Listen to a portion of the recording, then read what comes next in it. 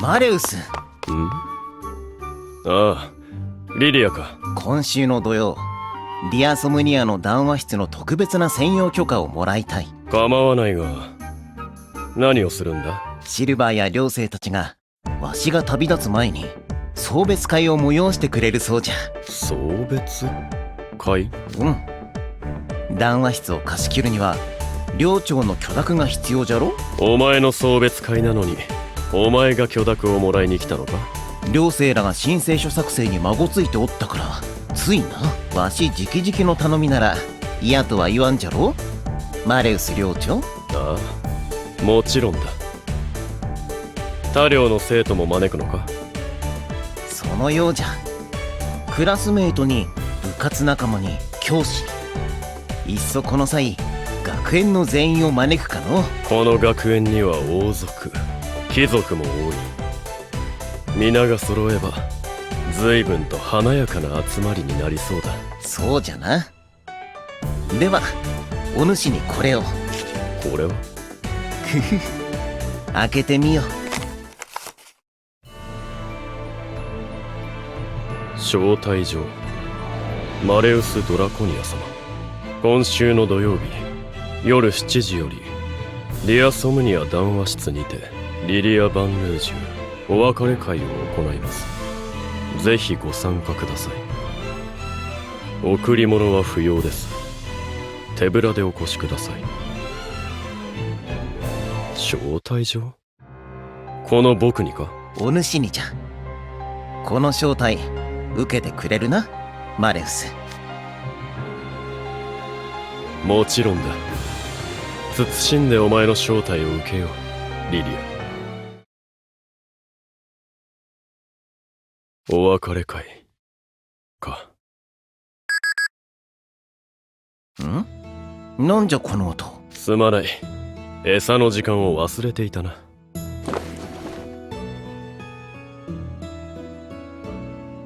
僕の話を遮って餌をねだるのはお前くらいだぞ、無礼者め。おお、いつだかわしが土産に買ってきたおもちゃではないか。ああ、ガオガオドラコーンくんだ。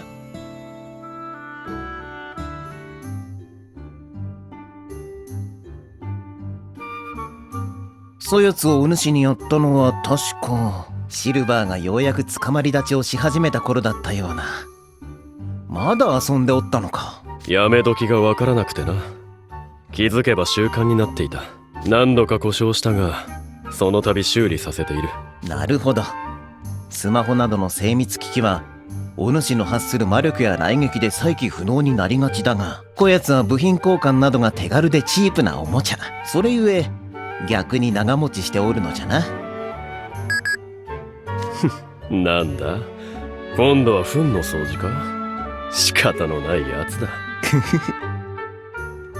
何を笑っている？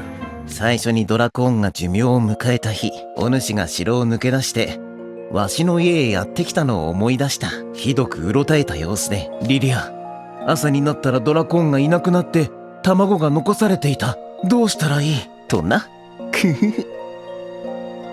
あれは最初は必ず別れが来る仕組みだと知らなかっただけだ。玩具に寿命が設けられているとは思いもしなかった。どれだけまめに世話をしてもドラコーンは30日足らずで卵を残していなくなってしまう。人間はなぜこいつをそんな風に作ったのだろうな。30日では短いと？長い短いというより、ドラコーンは架空のおとぎのための存在だろう。ならば命の期限を設けずとも良いのではないかと、そう思ったんだ。なるほど。確かにお主の言う通り、誰かを慰めるゲームの中でくらい世話さえすればずっと生き続けるくらいの絵空事で良いのかもしれん。だが終わりがあるからこそ共に過ごす時間を大切にしようと思えるのではないか。それに共に過ごす時間が長くなればなるほど別れは辛くなるものじゃ。リリア。さて、寮長に談話室の専用許可ももらえたことだし、急いで招待状を学園中に配らねば。ではな、マレウス。土曜の夜、わしの最後の祝いの席じゃ。きっと華やかな集まりになる。絶対にすっぽかすでないぞ。最後の祝いの席。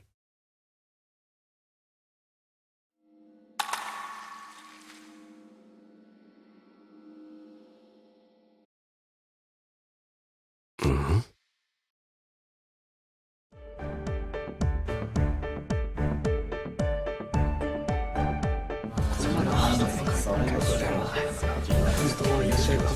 皆の者、今日はリリア・バンルージュお別れ会によくぞ集まってくれた。ナイトレイブンカレッジに入学してから2年半、ここで過ごした時間はまさに若さあふれる青春の日々であった。今日はわしのおごりじゃ。存分に食べ、語らい、騒いでくれ。やっほー、リリアちゃん、マジで手ぶらで来た K 君とリドル君。そしてパーティー中に消えるものならいいだろ。手抜けがけしてケーキを作ってきたトレイ君です。おお、ケイト、トレイ、それにリドルも来てくれて嬉しいぞ。リリアと同じクラスになったのは3年生からだったけど、お前の話はいつも興味深いものばかりだったよ。同じ副寮長としても色々と相談ができて頼りにしてた。一緒に卒業したかったが。わしの方こそトレイと話をするのはいつも楽しかったぞ。料理好きとして意見交換ができて新たな発見も多かった。リリアの独創性しかないレシピにはいつも驚かされたな。お主に作り方を教えてもらった焼き菓子は引っ越しの挨拶代わりにご近所さんに配るつもりじゃ。そうか。くれぐれもレシピ通りに分量や火加減には気をつけるんだぞ。リリアちゃん、俺研修終わったらリリアちゃんと一緒に軽音部卒業ライブするつもりでいろいろ計画してたんだよ。なのにこんなに突然お別れが来ちゃうなんて。まあ出会いがあれば別れもあるのは当然なんだけどさ。それでもやっぱり寂しいよ。ケイトよ、お主とは1年の頃から軽音部で共に過ごしてきたな。苛烈なパート争い、音楽性の違いにより次々と脱退するメンバー。そんな中で音話ボーイであるお主とわしだけが軽音部に残った。そうそう。で仕方ないから2人でセッションしてみたら、リリアちゃんが5弦ベースでゴリゴリのハードコアメタル弾き始めてめっちゃ驚いたよ。わしのヘビーなサウンドとお主のポップさが融合し、唯一無二のサウンドが生まれたと思っておる。今でも芸能事務所からスカウトが来なかったのが不思議でならん。さらに翌年は民族楽器を携えたカリムがリズム隊として加わりぶっちゃけ初期はめっちゃ混沌としてたよね。でもすっごい楽しかった。リリアちゃん、2年半仲良くしてくれてありがとう。一緒に撮った写真大事にするってわけで、最後に1枚一緒に撮ろう。イエーイ。ハッシュタグ軽音部3年初代音話ボーイズベストフレンドフォーエバー。投稿完了っと。リリア先輩、改めて両対抗マジフト大会の際はご助力いただきありがとうございました。きっと僕たちだけで事態を収めることは難しかったでしょう。何を言うかリドルよ。あれはお主らハーツラビルの起点があってこそディアソムニア寮生にも観客にも犠牲を出さずに済んだのじゃ。マレウスに代わり改めて礼を言おう。ここからは僕個人の話になるのですが、僕はシルバーやセベクとは同じ馬術部所属でして。もちろん知っておるよ。彼らはいつも今の自分たちがあるのはリリア先輩の指導のおかげと言っていました。機会があれば僕も一度先輩に馬術の指導を受けてみたいと考えていたのですが、非常に残念です。こやつらはいつも大げさなんじゃ。真に受けるでない。これからもシルバーやセベクと技を競い合ってやってくれ。もちろんです。リリア先輩、どうぞお元気で。くれぐれも怪我や病気に気をつけてな。遠くに行っても元気でね。いつでも間近めに連絡ちょうだい。ああ、お主らも達者でな。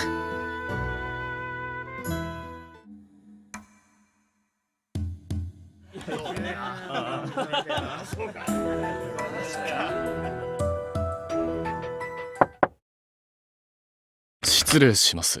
本日はバンルージュ様の門出を祝う素晴らしき会にお招きいただき、誠にありがとうございます。これは驚いたの。よもやお主らがわしの招待に応じてくれるとは。よくぞ来てくれた。レオナ、ラギ。よく言うぜ。トカゲの周りを飛び回ってるコウモリが、わざわざ最後に面かせって言うからには、てっきり、いつぞやのお礼かと思って楽しみにしてたんだがな。まさか本当に飲み食いするだけの集まりだとは。俺も今日のメインディッシュはこやつらの丸焼きじゃとか言われるの覚悟してたっせ。くふ。いつぞやの件についてはとっくに手打ちが済んでおろう。わしもあの時は子猫ども相手に大人げなかったと反省しておる。お互い水に流そうではないか。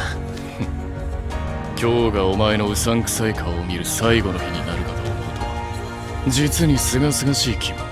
いやー、俺は逆にリリアさんにはきっちり卒業までこの学園にいてほしかったっすけどね。だってリリアさんがいなくなったらマレウスさんが野放しになるわけでしょ。マレウスはああ見えて温厚ではないが、わざわざ逆鱗で爪研ぎしなければむやみやたらと火を吹いたりはせぬ。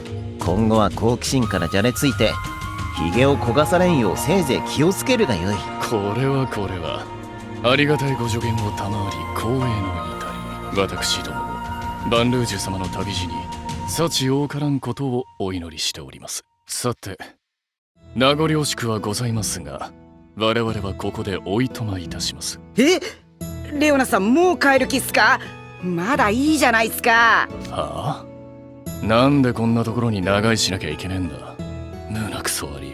まだトカゲ野郎も姿を見せてねえし、俺はあの新規臭い面を拝む前にさっさと帰りたいんだよ。だってせっかくのタダ飯チャンスっすよ。自分がメインディッシュにならなくていいなら食えるだけ食って帰りたいっす。レオナ、お主は良い後輩を持ったな。敵陣の真っ只中でもたらふく飯が食えるやつは強いぞ。せっかくじゃ、もう少し楽しんでいけ。レオナ、お主が好みそうな飲み物も用意してある。救助をしている者に声をかけるといい。せっかくお呼ばれしたのに料理に口をつけないで帰る方が失礼っすよね。俺はたまにお前の現金さが恐ろしくなることがあるぜ。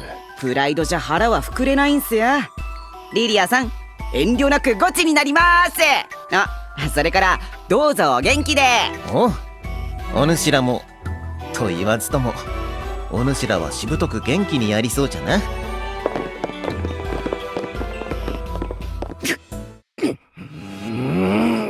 今日がリリア様の送別会でなければ、あのような無礼者どもはすぐにディアソムニアから叩き出してやるのに。その調子だセベク。今日は祝いの席。絶対に揉め事を起こすなよ。お前に言われずとも。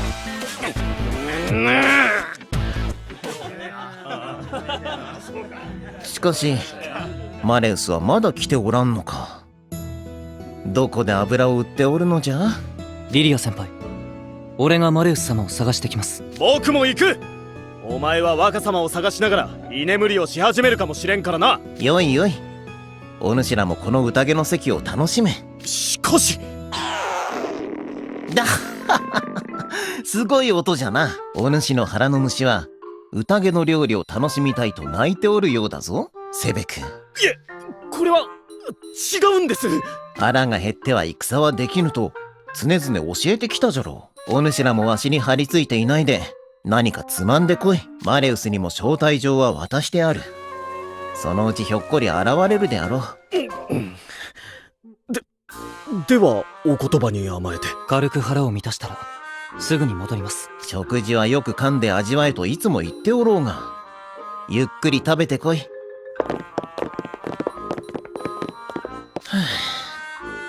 やれやれ。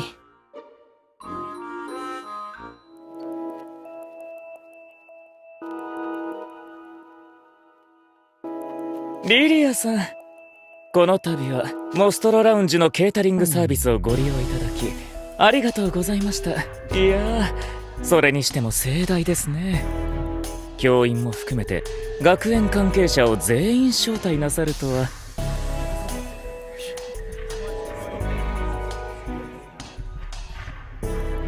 くふふ。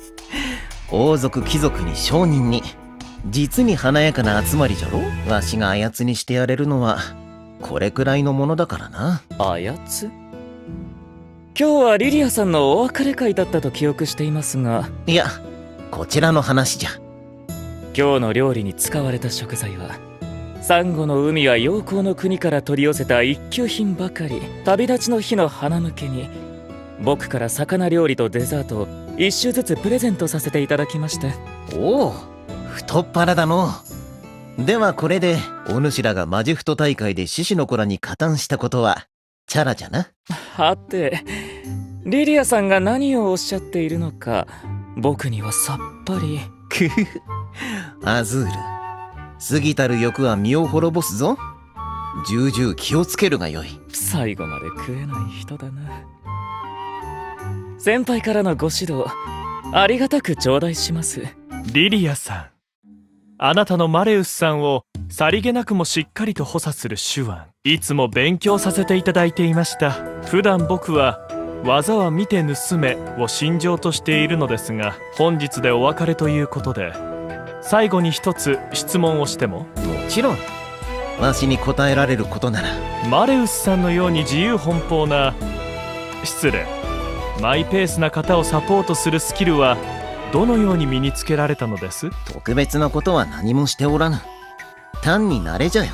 マレウスの祖母も母もドラコニア一族はマレウスとは比べ物にならんほど超マイペースで頑固者揃いでな。どいつもこいつもわしの言うことなどちっとも聞きゃしない。それに比べればマレウスなどまだまだ可愛いものよ。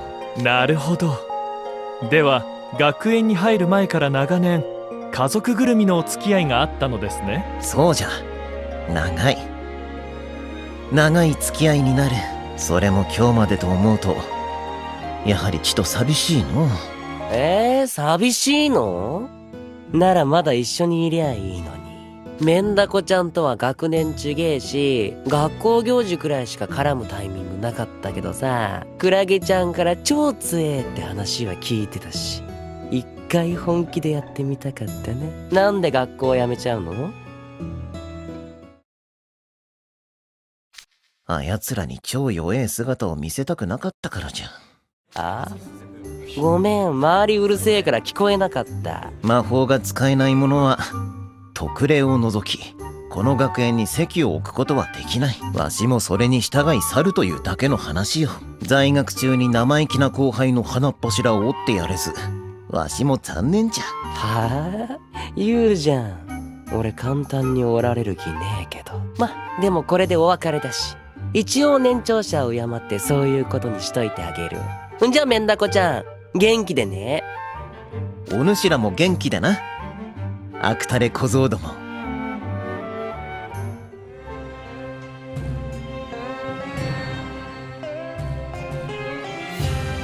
よーリリア、今日は招いてくれてありがとな。カリム、ジャミル、よくぞ来てくれた。礼を言うぞ。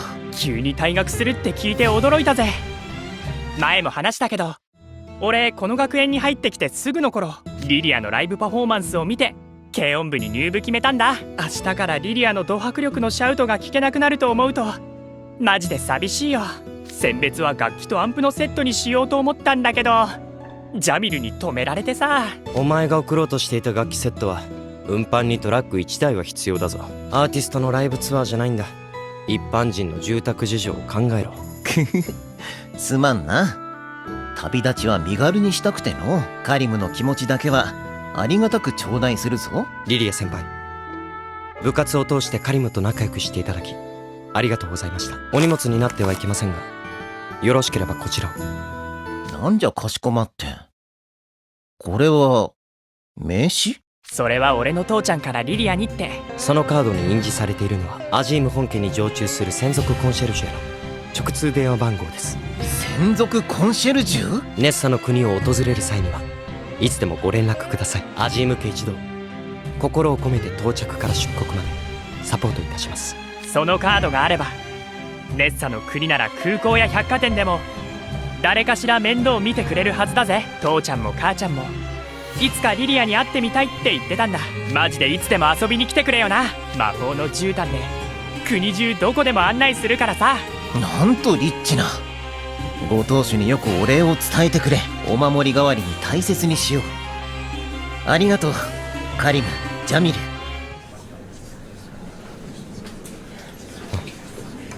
他の生徒たちもリリア先輩と喋りたそうに様子を伺っているな。ああ、俺たちだけで長々とリリアを独占しちゃ悪い。リリア、名残惜しいけど元気でな。ああ、お主らも達者で。ふう。親父殿。もう食事を終えたのかシルバー。マレウス様がまだお見えになっていません。そのようじゃな。仕方のないやつじゃのう。ま、気にするな。もう互いの顔を見飽きるほど長く共にいた。改まって見送りなどなくともよくありません。親父殿は今夜赤竜の国へたたれる。そうなればもうマレウス様とは。俺やはりマレウス様を探してきます。おいシルバー、言ってしまったか。あやつの頑固さは一体誰に似たんだか。リリア様、どうかなさいましたか。今シルバーの大声が聞こえた気がしたのですが。シルバーがマレウスを探しに行った。なんと。では僕も探しに。待て、良いのじゃ。正直言うとマレウスにはどう別れの言葉をかけたものかと思っていた。どんな言葉を選んでも湿っぽくなる気がしてな。リリア様。わしはな、セベク。みんなで別れまでの残り少ない時間を目いっぱい楽しみたいのだ。お主まで席を外すなどと釣れないことを言うでない。もちろんです。シルバーのやつ、道の途中で居眠りをしたら許さんぞ。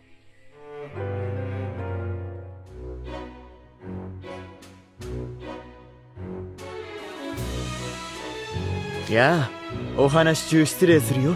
ムシュー好奇心、ムシュークロコダイル。今宵はリリア・バンルージュお別れ会にお招きいただきありがとう。二人ともよくぞ来てくれた。さすがは美しき女王の信奉者ポムフィオーレ。現れただけで場が一層華やかになるわい。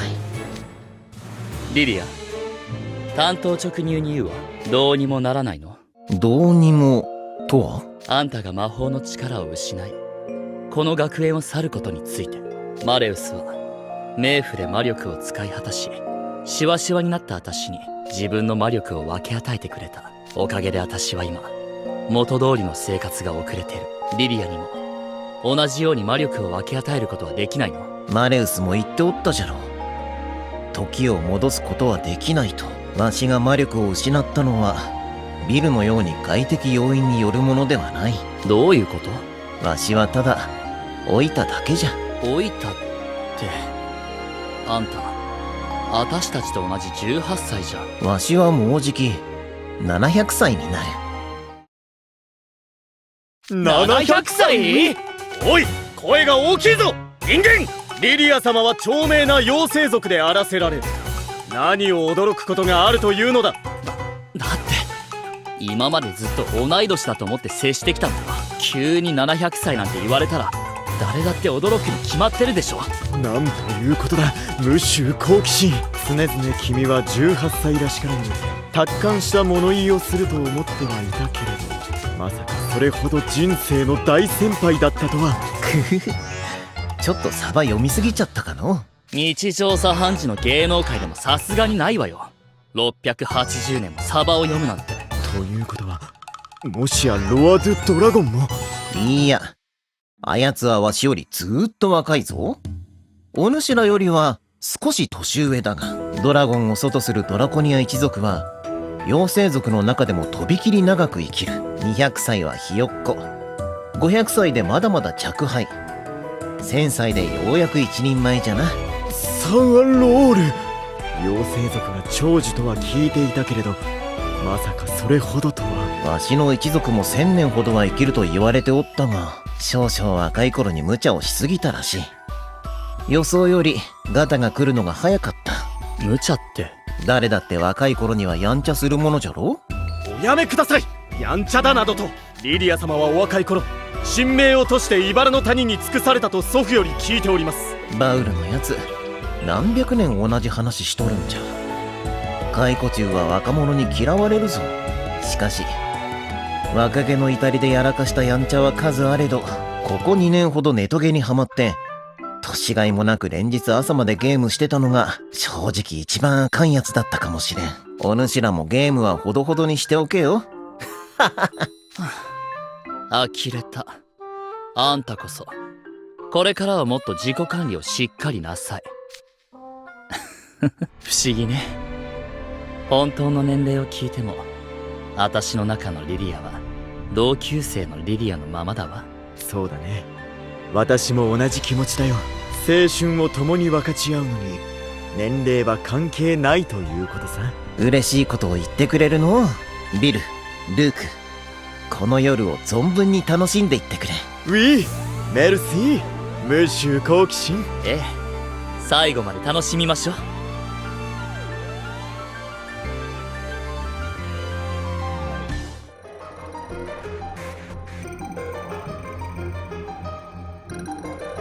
兄さん、ねえってば、せっかく招待状をもらったんだし、一緒にリリア・バンルージュさんの送別会に行こうよ。兄さんは寮長の集まりで彼と顔を合わせることも多かったんじゃないの？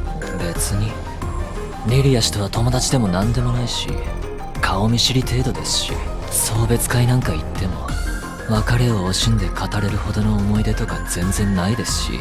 そんなことより僕は昨日でネトゲを引退したマッスル紅との別れが辛すぎて。ああ、そういえばマッスル紅さんゲームやめちゃったんだっけ？詳しくは聞いてないけどリアルの事情らしい。引退と同時にきっぱりとゲーム用マジカメアカウントも消しちゃったし、2年以上ほぼ毎日メッセしたり一緒に遊んでたらなんて死が初めてだったのに。そうだよね。兄さんってスキル高いからいろいろなギルドに誘われるけど、ギルド内の無意味なローカルルールに従うのが嫌、強くもない子さんに生きられるのが嫌、そもそも慣れ合いが嫌とか言ってすぐソロに戻ってたもんね。そもそも拙者他人と協力するタイプのマルチプレイのゲームに向いてないんで。だけどマッスル紅さんとは MMORPG から FPS まで何でも一緒に遊んでた。そんな友達は僕が知ってる限り彼しかいない。なのにこんなに急にあっさり縁が切れるなんて、やっぱりネット上のつながりなど脆弱で希薄だがそこがいい。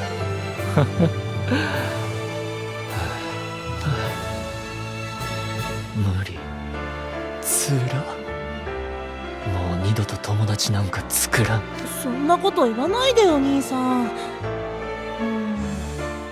あ、そうだねえ、僕がマッスル紅さんの所在地を調べてあげようか？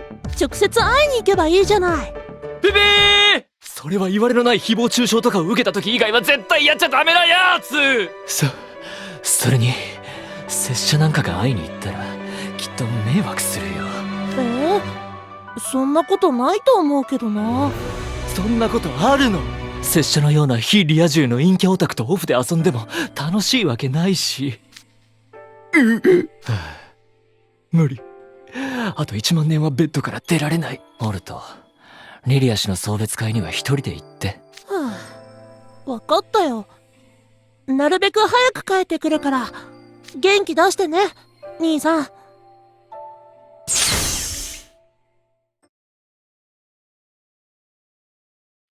そうだよ。リアルで僕と遊びたい人なんかいるわけない。でもやっぱり最後に勇気を出して連絡先くらいは聞いておけばよかったかな。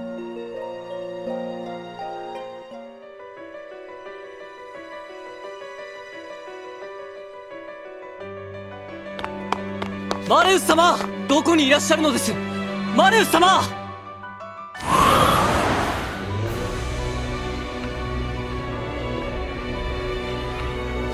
なんだ、もう春だというのに急に冷えてきたな。雪までちらついて。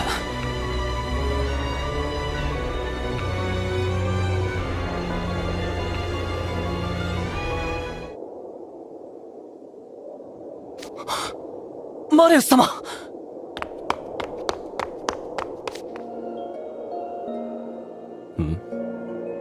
あ、シルバーか。ここにいらっしゃったのですね。お探ししておりました。今日は父の送別会の日。どうかお別れの前に一目だけでも父に会って言葉をかけてやっていただけませんか。祝いの席はもう始まっているのか。僕も招待状を受け取った。旅立つリリアに祝福を送らなくてはならないな。かつて茨の魔女は王宮のパーティーで皆が驚く素晴らしい贈り物をしたという。ディアソムニアの長として僕も茨の魔女に恥じぬ贈り物をしなくては。そんな、マレウス様がご参列くださるだけで父にとっては十分かと。ずっと考えていた。あいつにどんな贈り物をするべきか。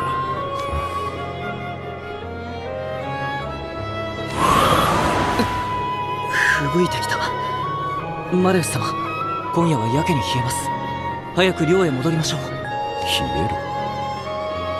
ああ、しまった。また僕は無意識に。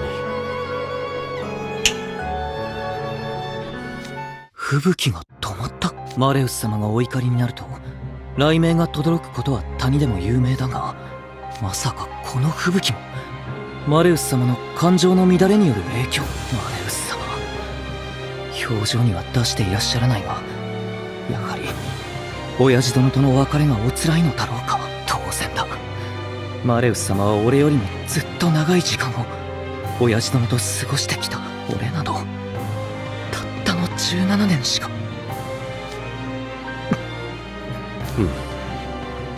ここで悩んでいてもキリがないな。送別会に向かおう。先に戻っていてくださいますか。シルバー？俺もすぐに追いかけます。どうした？泣いているのか？申し訳ありません。情けない姿をお見せして。別に情けなくなどない。子供は泣くものだ。俺はもう17です。来年成人します。マレウス様や親父殿から見れば子供同然でしょうが、17年前親父殿は茨の谷の森の奥深くで赤子だった俺を拾った。親父殿は妖精、俺は人間です。血のつながりも育てる義務も何もない。なのにあの人は俺を我が子同然に育ててくれました。毎日食事を与え稽古をつけ、寝込んだ夜は一晩中そばにいてくれた。妖精と人間は脆さも成長スピードも何もかも違う。茨の谷には人間の育て方を知る者がほとんどいない。その上父は独り身です。頼れる相手もいない中、手探りで人間の赤ん坊を育てるのがどれほど大変だったか、感謝してもしきれません。一生かけて恩を返していくつもりでした。なのにまだ俺はあの人に何一つ返せていないのに、あの人は一人遠い国で最後を迎えようとしている。俺は親父殿が魔法を使えなくなり体が衰えて、もし全てを忘れてしまう日が来てもずっとそばで支えていけたらと。リリアは良い息子を持ったな。全然いい息子なんかじゃありません。父親の願い一つ叶えてやることができない。あの人の望み通り笑顔で送り出してあげたいのに、俺は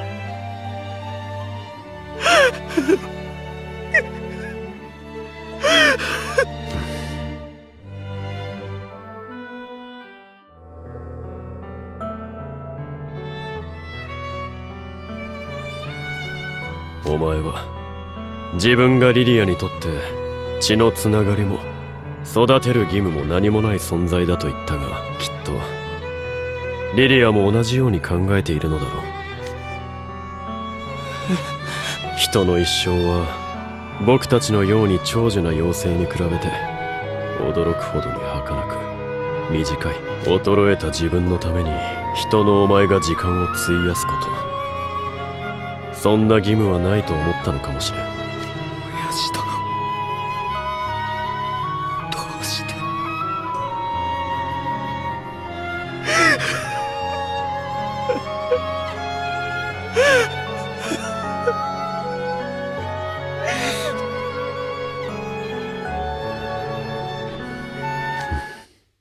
おばあ様がよくおっしゃっていた。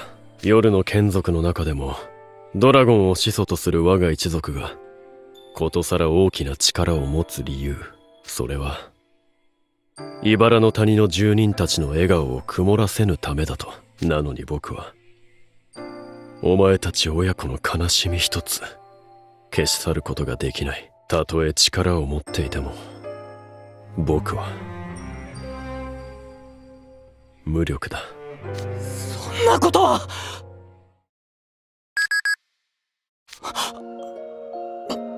マレウス様、スマホが鳴っておられます。電話ではない。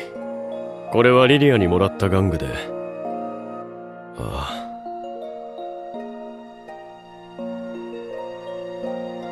あ、ドラコーンがまた卵を残して旅立ったようだ。寂しいですね。寂しくなどないさ。こいつは何度でもこの小さな箱庭の中で絵空ごとの命の営みを繰り返す。だから悲しむ必要はない。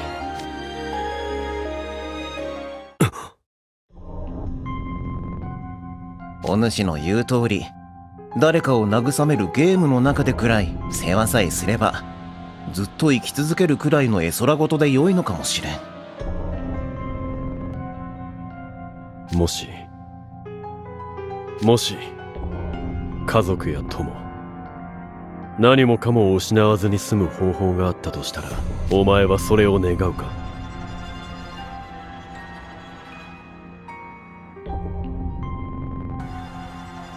ああ、そうか。ああ、そうか。そういうことか。僕はなぜ今までこんな簡単なことに気づかなかったんだろう。分かったぞ。僕がリリアに何を送るべきか。マレウス様。行こうシルバー。リリアのもとに。あっ。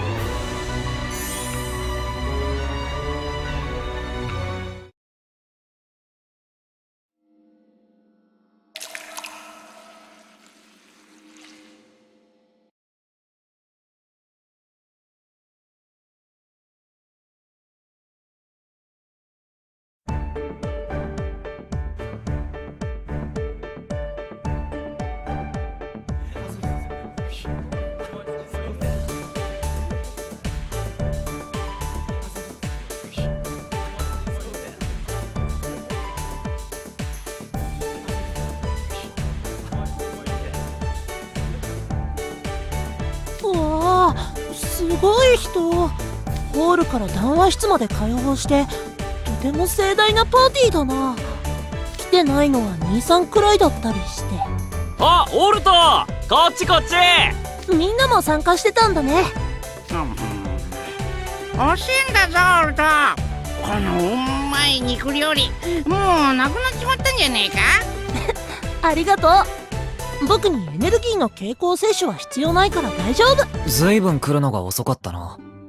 何かあったのか？兄さんをこのパーティーに連れ出す高難易度クエストにトライしてたんだよ。なるほど。でその様子を見るにクエストクリアならずって感じ？今日はいつにも増して防御が硬かったね。昨日ショックなことがあったせいかどうしても参加する気になれないんだってさ。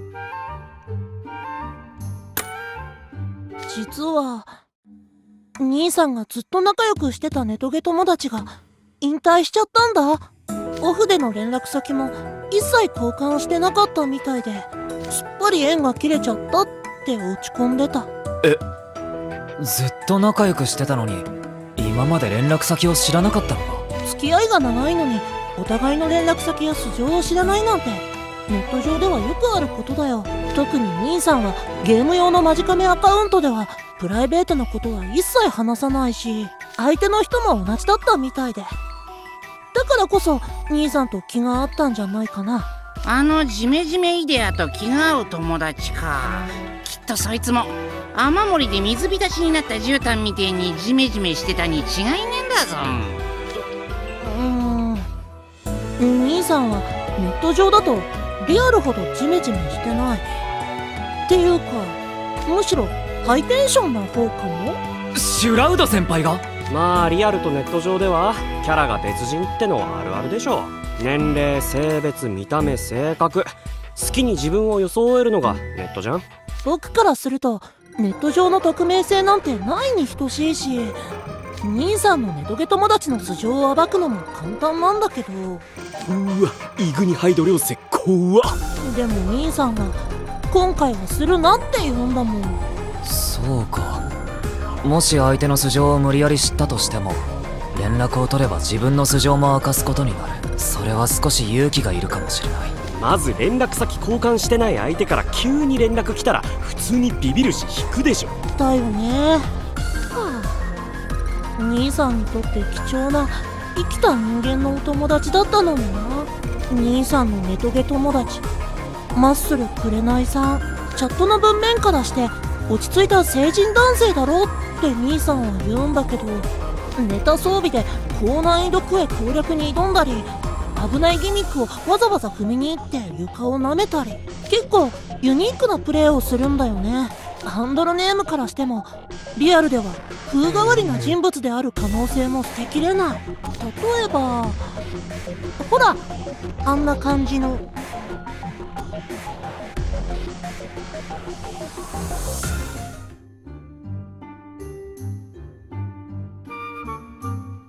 例えばほらあんな感じの。おうおう、1年生ども飲んどるか？今日はわしのおごりじゃ。飲め飲め。うっす、ジュースいただいてます。うまいか？うまいじゃろ。それは茨の谷の名産品のベリージュースじゃ。はあ、うまいっす。茨の谷ではベリーは祝いの席に欠かせない果物。特に誕生日にはそれはもうたくさんのベリーがないと始まらぬ。へえ、そうなんだ。お主、もうグラスが空ではないか。へへへ。でも僕もうお腹いっぱいかな。何？わしのジュースが飲めないと抜かすか？わしが若い頃は宴の席でベリージュースを樽いっぱい飲み干したものだぞ。最近の若いもんはなっとらん。セベク、もう一ダースベリージュースを持てい。はっ、すぐに。いや、ジュースだけでそんなに盛り上がれる？わしほどの玄人になればジュースだけで楽しくなれちゃうのじゃ。ジュースで人に絡むのは初めて見たな。いけねえ。俺はリリア先輩に礼を言うために送別会に来たんだ。近づいたら急に絡まれたから言いそびれるところだったぜ。リリア先輩、両対抗マジフト大会の時は世話になりました。学園対抗戦のレギュラー選抜では正々堂々実力勝負でリベンジするつもりでいたんすけど、再戦ならずで悔しいっす。くふふ、同じ寮の先輩どもと違って礼儀正しい後輩じゃな。毎年初夏に行われる全国魔法師養成学校対抗マジカルシフト選手権大会、わしも出場できず残念じゃが、今年こそは優勝候補のロイヤルソードアカデミーに一泡吹かせてやれ。期待しておるぞ。うっす、あざした。リリアさん、背丈は僕とそんな違わないのに、どの学校行事でもマレウスさんと肩を並べて活躍しててすごいなって思ってました。量が違うからあんまりお話できなかったけど、強さの秘訣とかもっと聞いてみたかったかな。お主はビルのところの秘蔵っ子じゃな。 VDC の活躍客席で見ておったぞ。堂々とした佇まいで実際よりずっと大きく見えた。本当ですか？嬉しいです。魔法師にとって体育はハンデにならぬ。これからも励めよ。はい。リリアさんもどうぞお元気で。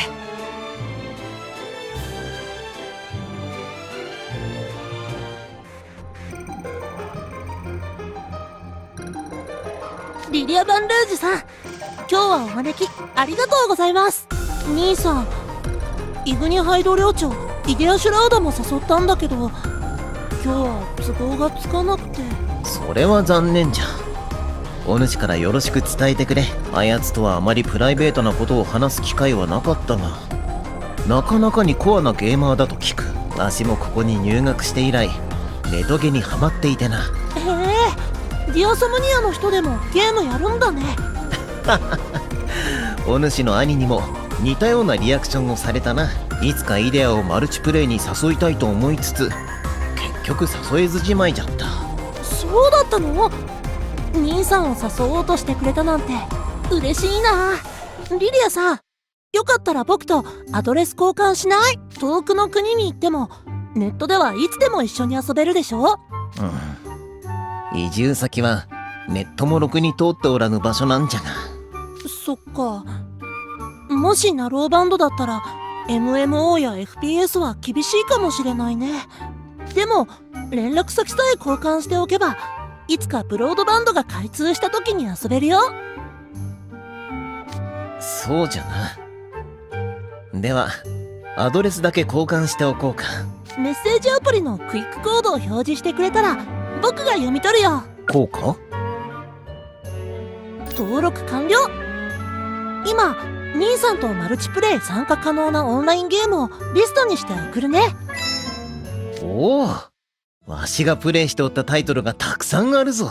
この RPG もこっちのシューティングゲームもかなりハマってやっておった。本当に？このシューティングゲーム兄さんがすごくハマってやってるんだけど、結構マニアックでマルチプレイしようとしてもなかなか人数が集まらないんだ。わしがネトゲ初心者の頃からいろいろと手ほどきをしてくれた友人がおってな、そやつに勧められてプレイしておったんじゃ。へえ、リリアさんのネトゲ友達いい趣味してるね。兄さんとも気が合いそう。僕たちとマルチプレイするときはぜひそのお友達にも声をかけてよ。そうじゃな。いずれ。しかしまさかここに来てヒューマノイドの学友ができるとは。長生きはするもんじゃのう。僕も妖精の友達ができたのは初めて。嬉しいな。ネット環境が整ったらいつでも声をかけて。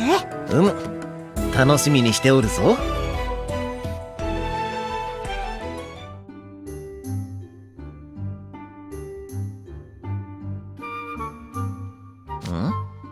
そこに見えるはオンボロ寮の監督生とケムクジャラの寮生か。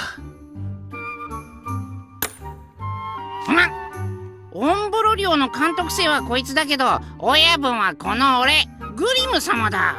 勘違いすんじゃねえんだぞ。そうであったか。これは失礼した。お主も出席してくれたのだからマレウスも顔を出せばよかったのにの。あいつ来てねえのか？自分のとこの子分のお別れ会だってのに親分としてなってねえんだぞ。そうじゃな。今度お主が親分としてのあり方をアドバイスしてやってくれ。しょうがねえな。さっき食べたうめえ肉の分、この俺様が親分の心得ってやつを指導してやる。監督生よ、これまでマレウスに対し他の学友と変わらぬ態度で接してくれたこと、礼を言う。ありがとう。もう知っていると思うが、あやつは妖精であり、茨の谷の次期当主であり、世界屈指の強大な魔法師じゃ。大きな力を持つがゆえ、人々に遠ざけられることも多い。だが、あやつにはもっと外の世界との触れ合いが、友と呼べる存在が必要なのだ。わしはこの学園を去るが、どうかこれからもあやつと仲良くしてやってくれ。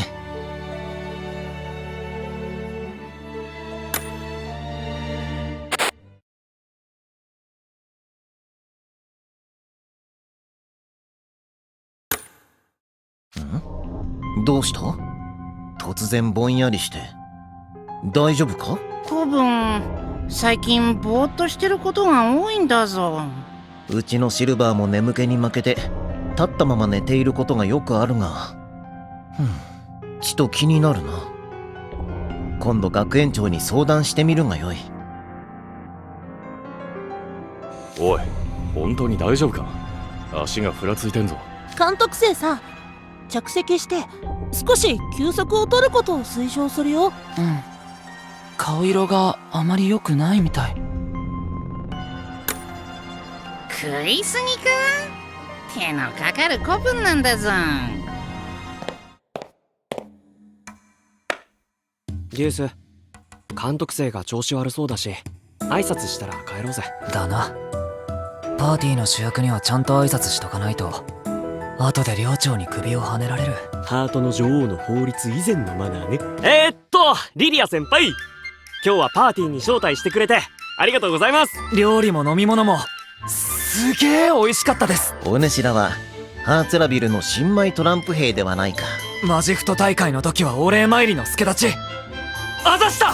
借りを返さねえうちにお別れで残念です。ケイトたちといい義理がたいことよ。ハートの女王の法律では盗んだり借りたものは絶対返さないといけない決まりらしいので。では借りを返すと思ってわしの頼みを一つ聞いてくれるか？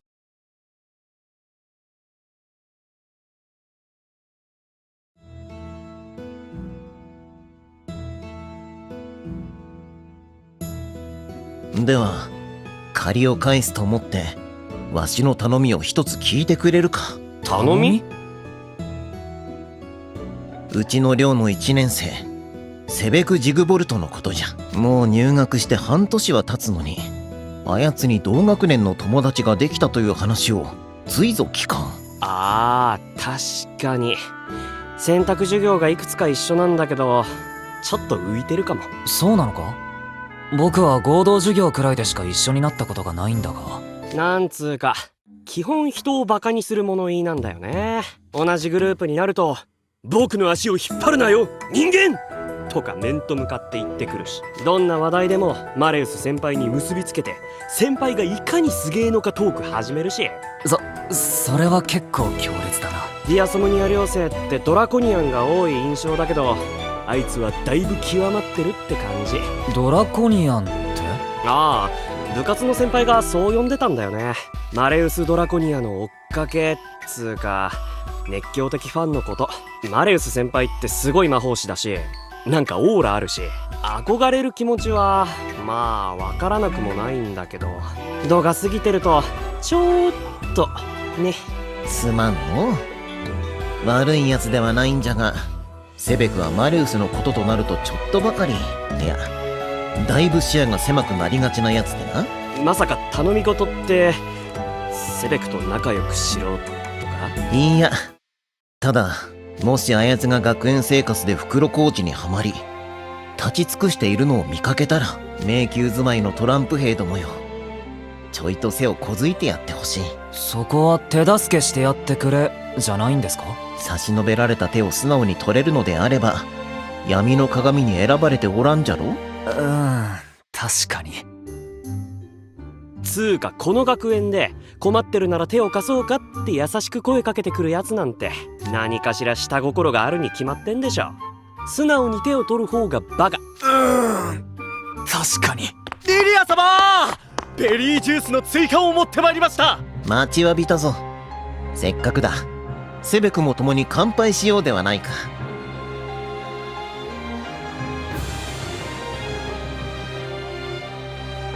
お主が卒業まで共に切磋琢磨するライバルじゃ。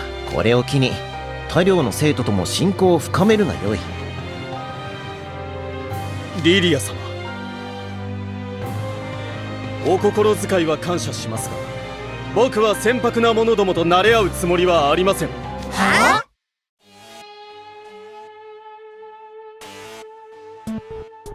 僕がナイトレイブンカレッジに席を置く目的はただ一つ。マレウス様の護衛として必要な知識と技術を身につけるため。鍛錬の相手ならシルバーとディアソムニア寮生で事足りる脆弱な人間などむしろ足手まといだ。親しくする必要などない。セベク、お主な。あっそ。まあ俺らだってお前みたいなやつとは絶対仲良くしたかないけどね。お前先輩の顔に泥塗ってんのに気づいてないのか。ふん、不必要なものを不必要と言って何が悪い。リリア様はお優しいからお前たちのような下々の者にも礼を尽くしてくださっているだけだ。ありがたく思え。そして思い上がるなよ人間。これいい加減にせんかセベク。しかしまったく幼い頃からバウルによく懐いていたとは聞いていたが、本当に喋り方から考え方までお主の祖父に生き写しじゃ。その若さでこうも頭が固くては先が思いやられるぞ。せっかく自分とは違う考えを持つ若者たちと触れ合う機会を得たのだ。それを無駄にするな。お前が考えるより世界は広く、学ぶべきものは多くある。自ら世界を狭めるでない。よいか。リリア様。はい、申し訳ありません。そのお言葉しかと胸に刻みます。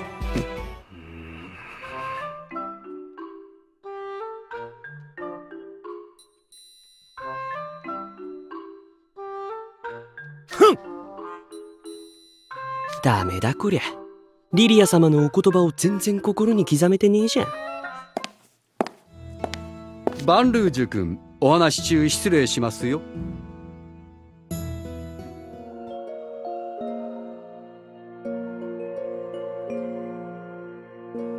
バンルージュ君、お話し中失礼しますよ。学園長。迎えの馬車が来ました。出発の時間です。もうそんな時間か。楽しい時はあっという間じゃな。お待ちくださいリリア様。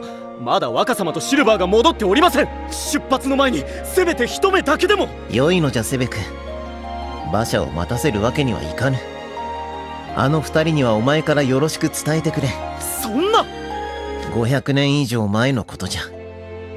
茨の谷の王城に一通の手紙が届いた。黒い封筒に入っていたのはわし宛てのナイトレイブンカレッジの入学許可証だが、当時のわしはこの学園の門を叩くことなど考えられずにそれを捨ててしまった。数年前あやつが王室の書陵部に保管させていたと知った時は驚いたが、今はその粋な計らいに心から感謝しておる。そしてディア・クローリーよ、老齢のわしの入学を許可してくれたこと、礼を言う。500年以上前の許可証を持った生徒が現れるなんて想像もしていませんでしたよ。ですが学びたいという気持ちと入学許可証さえあればどんな問題児でも受け入れる。それが我がナイトレイブンカレッジのポリシーですから。あらゆる種族が共に過ごし切磋琢磨する学び屋での3年弱、まさに夢のような時間であった。名残惜しいが皆の者さらばじゃ。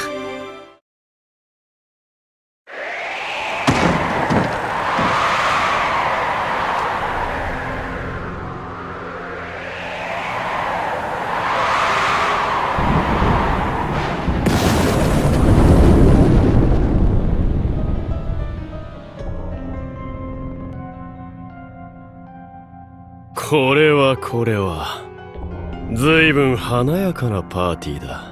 生徒も教員も皆お揃いでこ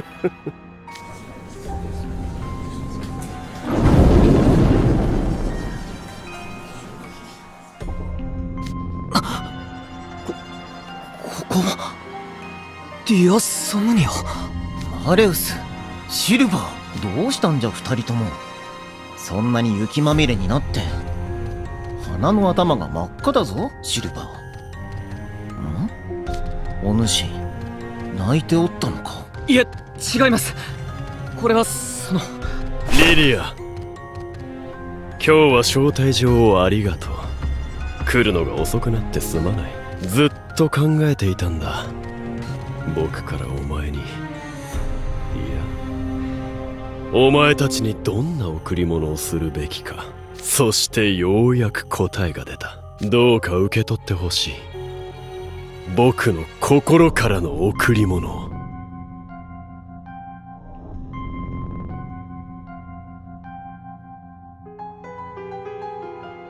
どうか受け取ってほしい。僕の心からの贈り物を。贈り物？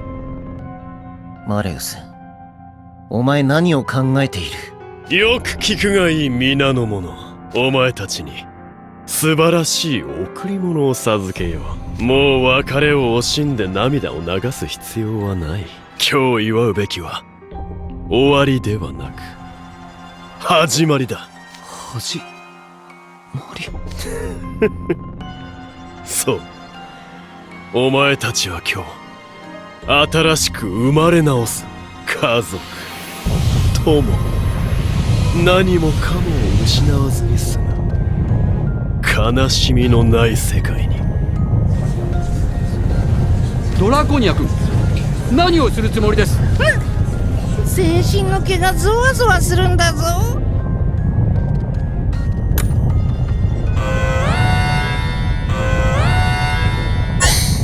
半径10メートル圏内にブロッド濃度の急速な上昇を感知。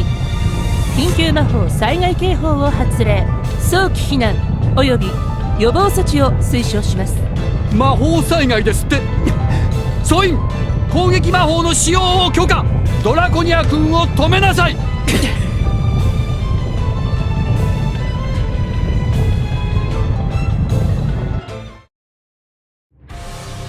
僕を呼んだな。いい度胸が終わりだね。わかった。贈り物を授けよう。好機だ、レオナ先輩。見せてみろよシルバー。脇が甘いぞ。ブレード。ほら降り下がっちゃ。わかりました。わかった。贈り物を授け。見苦しいぞ。リドルさん、では作戦の通りに。アズール、今回は君を信用しよう。泣けちゃいますね。下がっ準備はいいか、アズール？もちろんですよ、リドルさん。考えても無駄だ。そうだ。やるな。贈り物を授けよう。よそ見か。これをされるがいい。悪くない。次も必ず僕を誘うだ。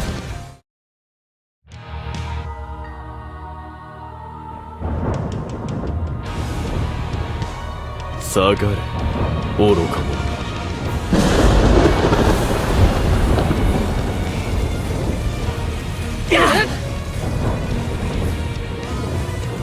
やめよマレウス、これ以上はならぬ。この体はもう攻撃魔法一つ打てぬというのか。ああ、リリア、あんなに強かったお前がなんていたわしい。バカ者、お前は自分が何をしているか分かっておるのか。こんなことをして何になる。お前を失わずに済む。親父殿、下がってください。マレウス様は冷静さを失っておられる。赤様、どうかお心をお鎮めください。なぜ怯える。素晴らしい未来が待っているというのに。さあ、その手をこちらへ。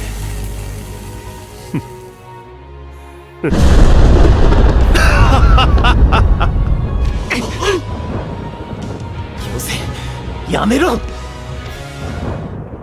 運命の糸車よ、災いの糸を紡げ。深淵の王たる我が授けよう。フェイ・オブ・マレフィセンス。マレウス！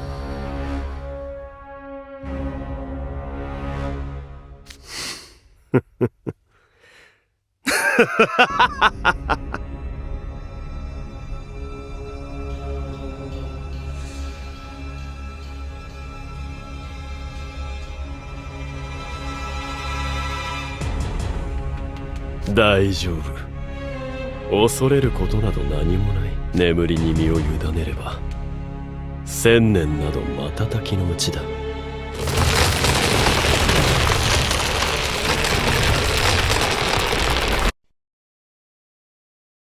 お前たちはおとぎ話の主人公になる。うーん